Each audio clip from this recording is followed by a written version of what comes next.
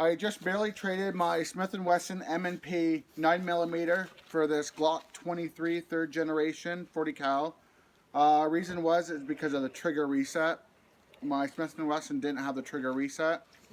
So this is actually the first time to use this, so we'll see.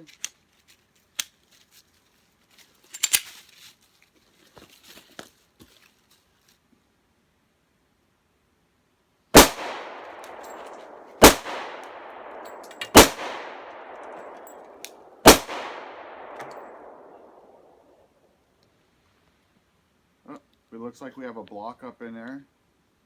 So, hit the bottom, took out the block.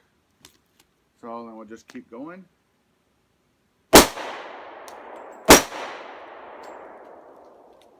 We have another block up in there.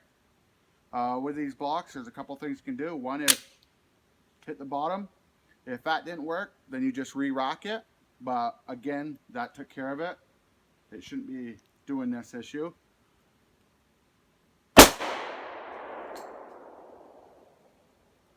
Yeah, something's wrong. Again.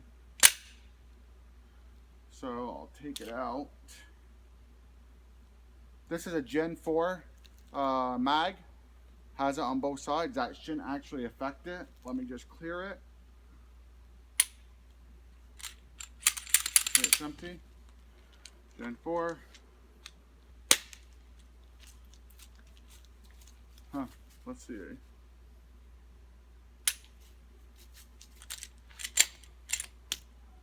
Okay, let's try again.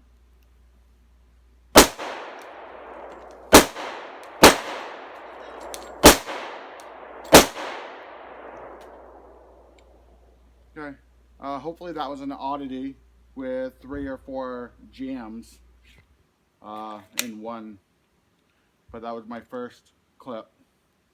Okay.